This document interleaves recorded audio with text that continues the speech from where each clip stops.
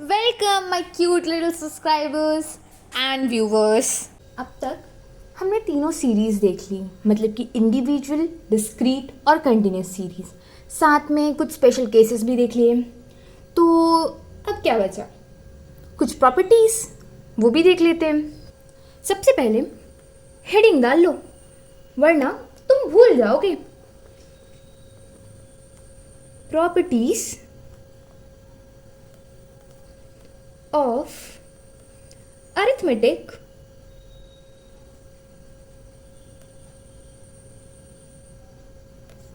mean। सबसे पहला प्रॉपर्टी क्या बोलता है? एक काम करो, पहले लिख लो, फिर मैं समझाती हूं। The sum of deviation of the items from the arithmetic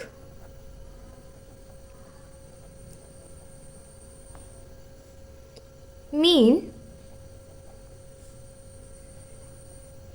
is always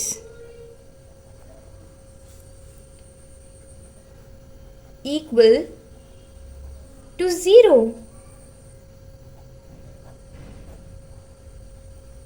इसका मतलब ये कि तुम अरिथमेटिक मीन से अपने सारे इसका मतलब ये कि तुम अरिथमेटिक मीन से अगर सारे के सारे x वाले डिजिट्स, मतलब जो x के अंदर जो हम डालते थे वो तुम माइनस करोगे और फिर उन सब के आंसर्स को ऐड करोगे तो वो 0 आएगा। चलो इसको एक बार टेस्ट करके देखते हैं, क्या ये सही होगा कि नहीं। एग्जाम्पल लेते हैं, लिख लो, बाद में काम आएगा। Followings are the marks of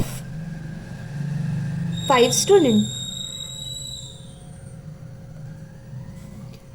25, 5, 15, 20, 10। Prove the above property। याद रखना प्रॉपर्टी में क्या लिखा है।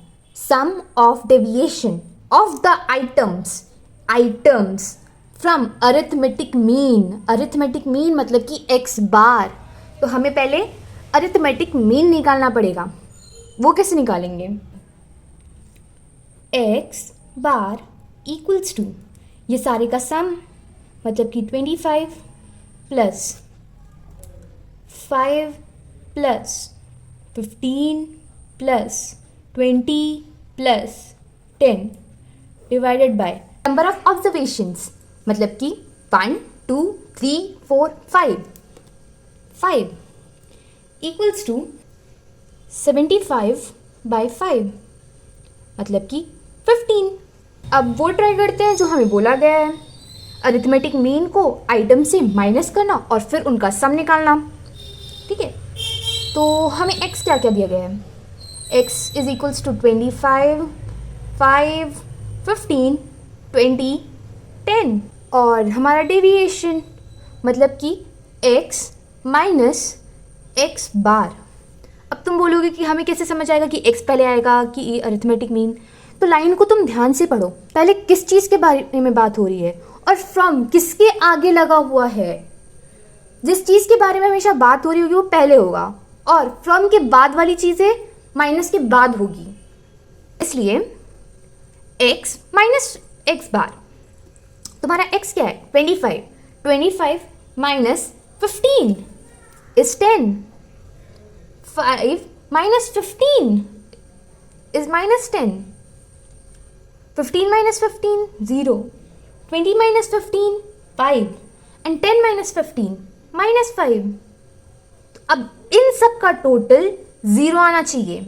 अगर वो 0 नहीं है तो हमारा ये प्रॉपर्टी गलत हो गया, अगर वो 0 है तो हमारा प्रॉपर्टी सही है। Let's check out.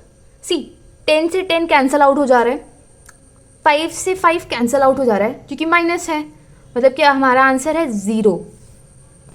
एंड इस वजह से हमारा ये प्रॉपर्टी फुलफिल होता है, हमने ये प्रूव भी कर लिया। अब नेक्स्ट प्रॉपर्टी, हमारा सेकेंड प्रॉपर्टी क्या कहता है, the sum of the square of deviation from arithmetic mean is least।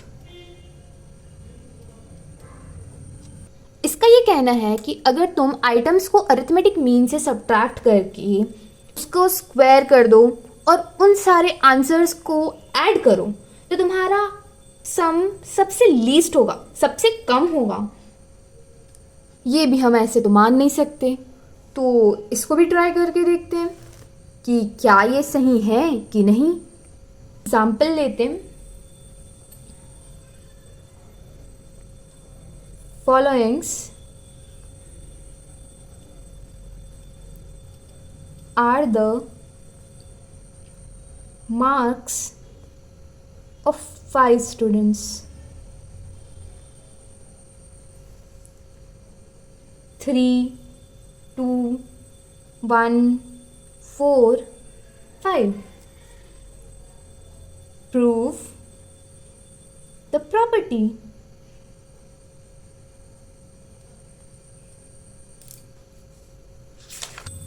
एक काम करते हैं, इसे हम 2 केसेस में ट्राई करते हैं। सबसे पहले मीन निकालेंगे। कैसे निकालेंगे? x bar is equals to sigma x by n। तो उन सब का टोटल सम क्या है? 3 + 2 + 1 + 4 + 5 मतलब कि 15। तो 15 डिवाइडेड बाई 5 इज 3। हमारा मीन है 3। तो केस 1 जिसमें हम मीन से माइनस करेंगे, मीन से डेविएशन निकालेंगे। सबसे पहले करके ही देख लेते हैं और केस 2 भी साथ में ही बना लेते हैं ताकि कंपेयर कर पाए। जिसमें हम कोई रैंडम नंबर ले लेते हैं। सबसे छोटा 1। तो x क्या क्या मैंने 3, 2, 1, 4 एंड 5 जिसका टोटल था 15। और x माइनस x बार क्या होगा? 3 - 3 0, 2 - 3 -1, 1 - 3 -2, 4 - 3 1, 5 - 3 2। अगर इसका सिग्मा निकालें मतलब कि x माइनस x बार का सम निकालें तो वो 0 होगा क्योंकि हमने पिछले प्रॉपर्टी में सीखा है। नाउ इस प्रॉपर्टी के हिसाब से अगर हम इसका स्क्वायर करें और उसका सम निकालें तो वो लीस्ट होना चाहिए। तो इसका स्क्वायर भी कर देते हैं मतलब कि x माइनस x बार का स्क्वायर मतलब इसको स्क्वायर। 0 × 0 is 0, -1 × -1 is 1, -2 × -2 is 4, 1 × 1 1, 2 × 2 4। और इसका सम क्या है? x माइनस x बार का स्क्वायर का सम। 4 + 4 8, 1 9, 1 10। और हमने दूसरे केस में किससे माइनस करने का सोचा है? 1 से। 1 सबसे छोटा होता है। यहाँ तो हमने 3 लिया था ना, 1 तो सबसे छोटा है। तो वो अगर इस प्रॉपर्टी के हिसाब से ज़्यादा आया मतलब ये प्रॉपर्टी सही है, और अगर उसका आंसर इससे भी कम आया तो ये प्रॉपर्टी गलत है। तो ट्राई करते हैं। x क्या क्या गिवन है? 3, 2, 1, 4, 5 और x -1 क्योंकि हम 1 सबसे छोटा है और हम इस केस में 1 को लेकर ट्राई करना चाह रहे हैं। 3 - 1 2, 2 minus 1 1, 1 minus 1 0, 4 minus 1 3, 5 minus 1 4. इसका sum sigma x minus 1 is equals to 10. ये तो पहली प्रॉपर्टी मीट नहीं कर रही. अब x माइनस 1 का स्क्वायर करेंगे. 2 2 ज़ा 4, 1 1 ज़ा 1, 0 0 ज़ा 0, 3 3 ज़ा 9, 4 4 ज़ा 16. डिफरेंस तो तुम्हें अभी ही दिख रहा होगा. अगर नहीं दिख रहा है तो मैं फिर से ट्राई कर लेती हूँ, ऐड कर ही देती हूँ. Sigma x minus 1 square equals to 9 plus 16 हो गया 25, 25 प्लस 1 26, 26 प्लस 4 30. तुम ही देख लो कितने का डिफरेंस है. इस वजह से हमें समझ आता है कि इसने हमारी प्रॉपर्टी मीट है, मतलब हमारी प्रॉपर्टी सही है. हमारी थर्ड प्रॉपर्टी क्या कहती है?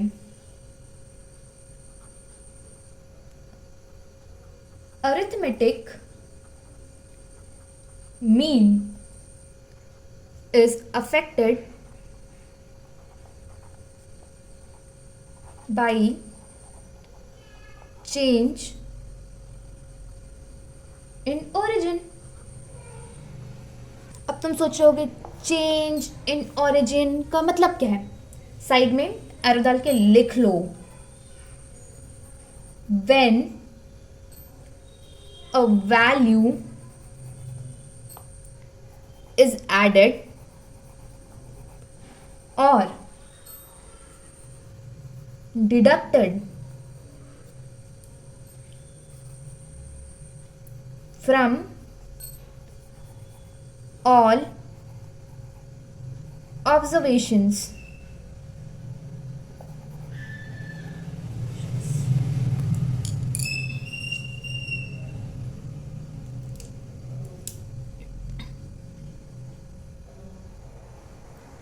इसको भी एक एग्जाम्पल से ट्राई करके देखते हैं कि हमारी ये प्रॉपर्टी सही है कि नहीं.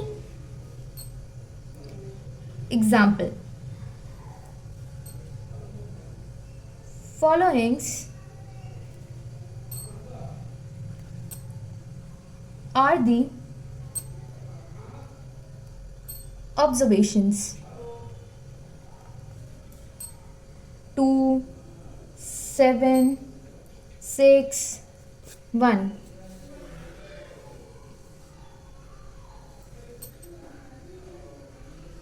Find mean.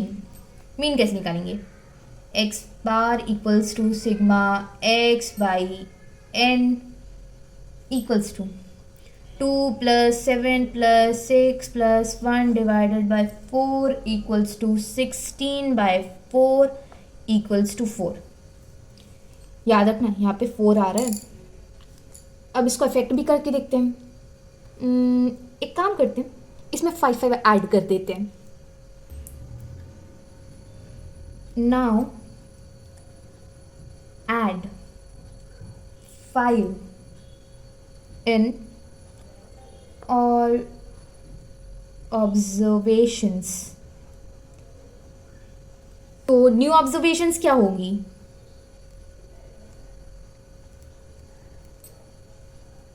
जल्दी जल्दी बताओ. 2 प्लस 5 हो गई 7, 7 प्लस 5 हो गई 12, 6 प्लस 5 हो गई 11, 1 प्लस 5 हो गई 6. अब इससे अरिथमेटिक मीन निकालते हैं. तो x bar is equals to 7 plus 12 plus 11 plus 6 divided by 4. तो क्या आया? 36 बाई 4 जो होता है 9. यहाँ देखो और यहाँ देखो, तुमने यहाँ सभी ऑब्जर्वेशंस में ऐड किया तो 9 आया. कुछ तुम्हें इसमें सिमिलैरिटी दिख रही है? एक बार 4 प्लस 5 करके देखो, क्या वो 9 होता है? ऑब्वियसली वो 9 होता है. मतलब अगर तुम सारे ऑब्जर्वेशन से एक सिमिलर नंबर, एक पर्टिकुलर नंबर सारे ऑब्जर्वेशंस में ऐड करते जाओगे तो तुम्हारा मीन भी उसी नंबर से इफेक्ट होगा। या तो तुम ऐड करो या तो तुम सब्ट्रैक्ट करो, तुम्हारा मीन भी उसी नंबर से ऐड या सब्ट्रैक्ट होगा। याद रखना सारे ऑब्जर्वेशंस के साथ ये होना चाहिए। अगर एक के साथ हो रहा है एक के साथ नहीं तो तुम गलत कर रहे हो। नेक्स्ट, फोर्थ प्रॉपर्टी बोलती है arithmetic mean is affected by change in scale। I know तुमने ध्यान नहीं दिया है मैंने क्या बोला है। यहाँ पे चेंज इन ओरिजिन है, यहाँ पे चेंज इन स्केल है। अब तुम बोलोगे चेंज इन स्केल का मतलब क्या हुआ, लिख लो। When a value is multiplied or divided to all observations, मतलब कि कोई एक पर्टिकुलर नंबर या तो मल्टीप्लाई हो रहा है या तो डिवाइड हो रहा है सारे के सारे ऑब्जर्वेशन से। ट्राई कर लेते हैं यार क्या। Example, following are the observations. क्या क्या लें, 6, 2, 8, 12। Find mean. इसका मीन क्या होगा, 6 + 2 + 8 + 12 डिवाइडेड बाय 4 इक्वल्स टू 28/4 जो होता है 7। अब क्या करें, मल्टीप्लाई करें कि डिवाइड करें। एक काम करते हैं, डिवाइड कर ही लेते हैं। Divide all observations by 2। तो हमारे न्यू ऑब्जर्वेशंस क्या होंगे, 6 को 2 से डिवाइड किया तो 3, 2 को 2 से डिवाइड किया तो 1, 8 को 2 से डिवाइड किया तो 4, 12 को 2 से डिवाइड किया तो 6। इसका मीन क्या होगा, निकालो निकालो और मुझे भी बताओ। 3 + 1 + 4 + 6 divided by 4 equals to 14/4 equals to 3.5। पहले हमें 7 आया था, 2 से डिवाइड करने के बाद 3.5 है। एक बार तुम 7 को भी 2 से डिवाइड करके देखो कितना आ रहा है, आ रहा है ना 3.5।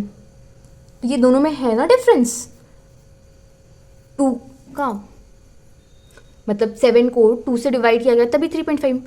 ये भी तो स्टेट कर रहा है कि अगर तुम्हारे सारे ऑब्जर्वेशंस को किसी एक पर्टिकुलर नंबर से डिवाइड या मल्टीप्लाई कर दूं तो तुम्हारा आंसर, तुम्हारा अरिथमेटिक मीन भी उसी नंबर से डिवाइड या मल्टीप्लाई होगा। Next, fifth,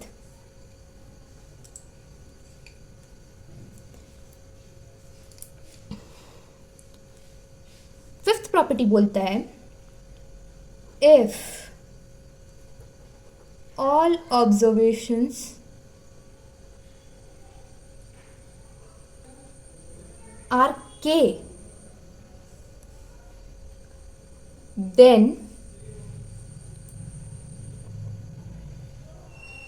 arithmetic mean is also k। यहाँ पे के कुछ नहीं है, वो एक बस वेरिएबल है जो ये दिखाना चाह रहा है अगर तुम्हारा ऑब्जर्वेशन वही एक नंबर है जो सिर्फ रिपीट हो रही है तुम्हारे पूरे टेबल में, तो तुम्हारा मीन भी वही एक नंबर आएगा। एग्जाम्पल दिखा देती हूँ ताकि तुम्हें समझ आ जाए।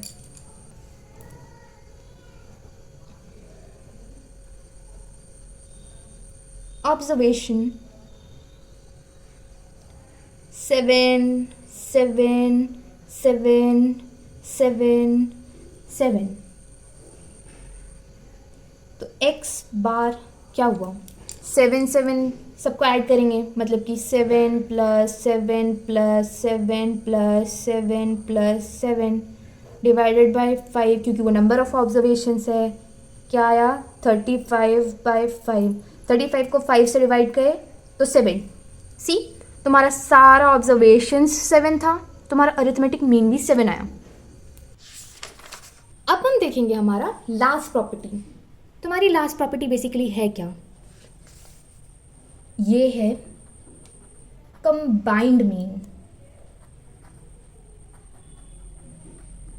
इसका भी एक अलग से फॉर्मूला होता है, तो मैं सिखा दे रही हूँ। x bar 1.2 is equals to n1 dot x bar plus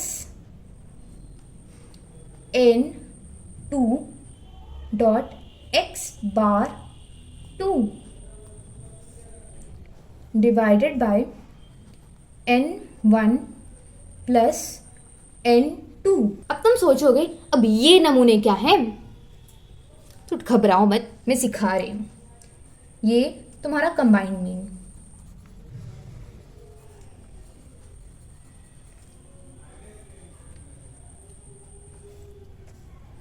ये है तुम्हारा अरिथमेटिक मीन, शॉर्ट फॉर्म में लिख रही हूं, इन फर्स्ट ग्रुप, मतलब पहले ग्रुप का तुम्हारा जो मीन आया होगा। ये है तुम्हारा arithmetic mean in second group, जो तुम्हारा सेकेंड ग्रुप का मीन आया होगा वो।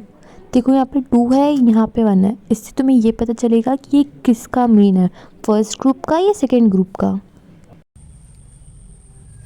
Number of observations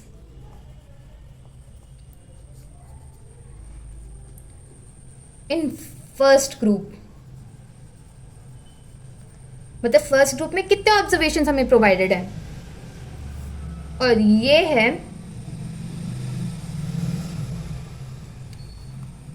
number of observations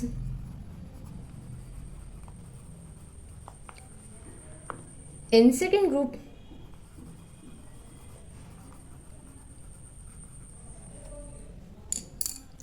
तो चलो ट्राई करते हैं।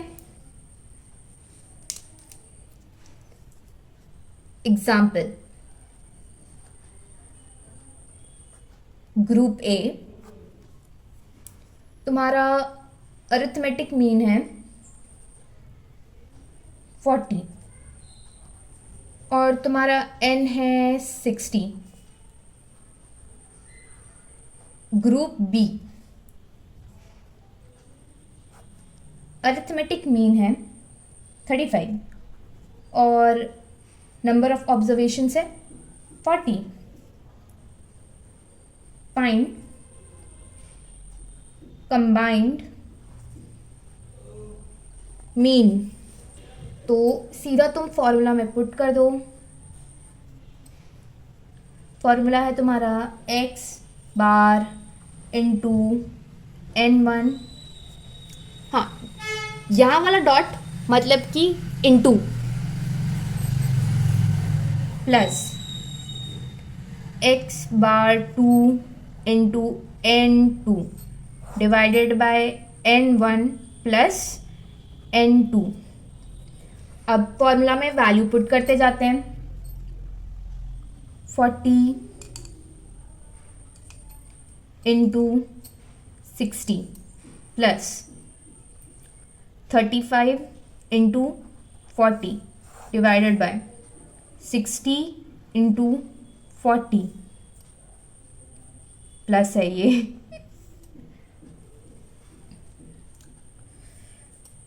2400 प्लस 1400 डिवाइडेड बाय 100 कितना हुआ? 3800 डिवाइडेड बाय 100, 0 से 0 कैंसिल हो गया तो 38 है हमारा अरिथमेटिक मीन। तो ये सब थे हमारे प्रॉपर्टीज़। आई होप आज का लेक्चर तुम्हें अच्छा लगा होगा, तुमने बहुत इन्जॉय किया होगा और इसे अच्छे से समझा भी होगा। नेक्स्ट लेक्चर में इसे थोड़ा रिवाइज कर लेते हैं, सारे फॉर्मूलाज एक बार और अच्छे से याद कर लेते हैं ताकि ये कॉन्सेप्ट अरिथमेटिक मीन मतलब कि तुम्हारे दिमाग में अच्छे से बैठ जाए। ठीक है, तब तक के लिए बाय माय क्यूटीज़।